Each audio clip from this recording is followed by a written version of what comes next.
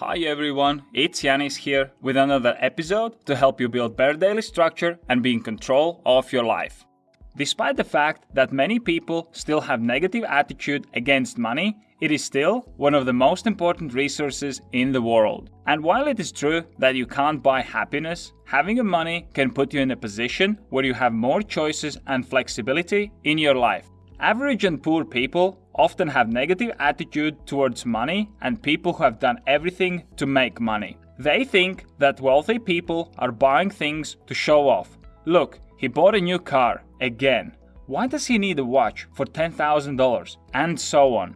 But let's change your perspective here and look at it differently. Think about how money could help people. The same people who say that money is somehow bad. Many people complain that they don't have time to do the things that they want. Well, if they had money, then this problem would be solved. And people wouldn't have to spend 8 hours every day doing the job that they hate just to pay the bills. People also want to be supportive and help their families. But if you're struggling with paying your bills, then how you're going to help others? With advice that got you stuck in a dead-end job? Wouldn't it be better if you had money and you could help your family financially and also teach your family how to become wealthy? I don't think there is any problem with that. Many people want to travel and explore the world, but without money, that is not possible. You need money to take time off and pay for your flights and accommodation. Kristy Shen is a self-made millionaire who retired at 31. Today, we'll take a look at her book called Quit Like a Millionaire. So let's dive in. Number 1, follow math rather than passion. Do what you love mantra has been plastered over the internet endless times and it's become commonsensical. Why wouldn't you do what you love? From first glance, most people would agree that it's correct to do what you love instead of what pays more money. Every year, students are in front of this decision. That is what author Kristy had to do back in 2000. She had shortlisted 3 possible options: creative writing, accounting, and computer engineering. Her heart told her to go with writing, but math told her to go with engineering. Kristy went with engineering and it was a right call. Let's look at the math. The minimum wage back then was $14,248 per year. The average wage for writing was $17,000. That meant that her writing degree was worth only $2,752. Accounting degree, in a contrast, was worth $24,000 more than minimum wage. Computer and engineering, meanwhile, would make her $40,000 more every year. Another challenge is that passions change over time. 2013 study in Science found that dreams of nearly all of 19,000 participants had changed significantly over the previous decade. Imagine that you go with passion and sacrifice the income, but then 3 years later your passion evaporates and you're left without income and passion. And that is why it pays to follow the math.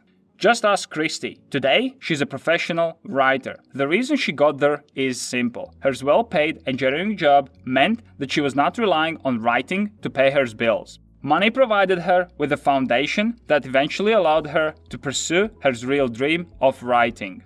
Number 2, get out of the debt. If you want to become wealthy, then you have to get out of the debt. This is because the debt will be always holding you back. Don't try to run a marathon with a backpack full of bricks. When you're on your road to success, the last thing you want is things that are holding you back, and having a debt is always going to be in back of your mind. You should focus on clearing payments that has the highest interest rate. This will ensure that you pay the least amount of interest. Once you have cleared your debts, you can start think about saving money and how you will make sure the money is growing.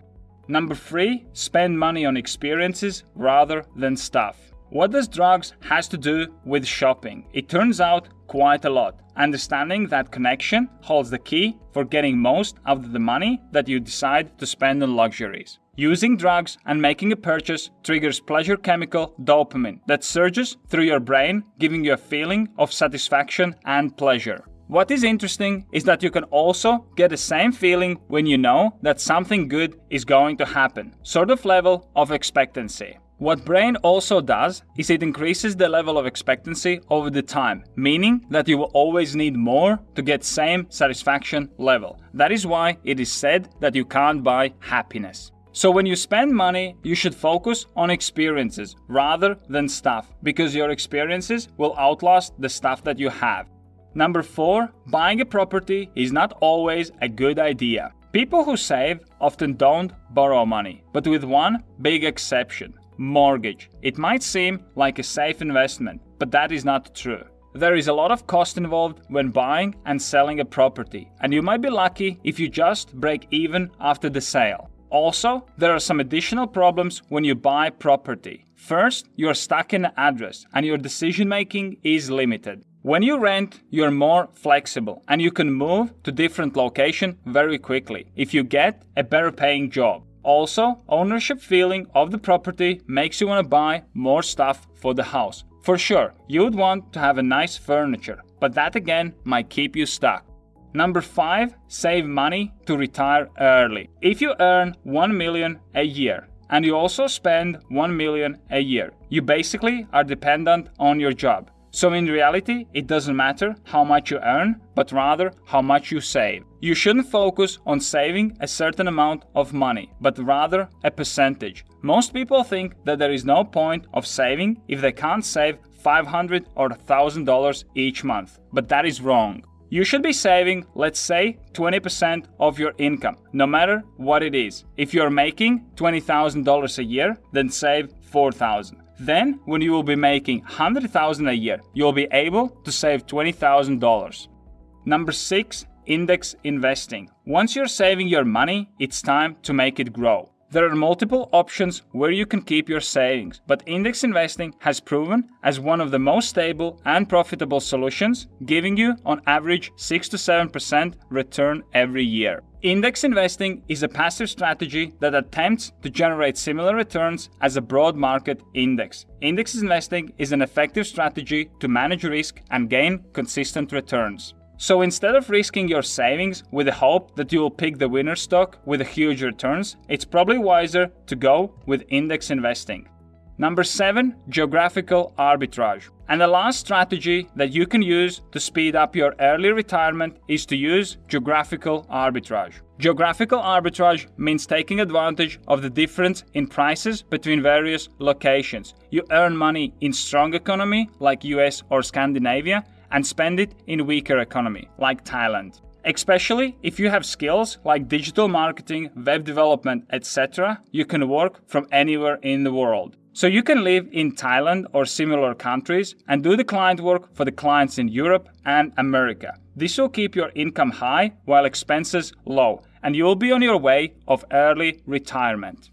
And that is how you quit like a millionaire. Instead of trying to grind and hope for the best, you focus on increasing your income to achieve your financial independence and then fund your passion. I like that book offers different perspective and opportunities. But of course, at the end of the day, every person needs to decide how they want to achieve their goals. But I think that this book offers a great alternative to widespread advice of just going with a passion and grinding it out. If you want to manage your time better, have more structure in your life, and achieve your goals, make sure you check out my time planning application. You can set goals and track progress towards them, create time blocks and build your own daily structure, as well as log your time and measure your performance. Best of all, it's totally free, so press here to check it out right now. I'm working on new videos every day, so be sure you subscribe so you don't miss my next episode.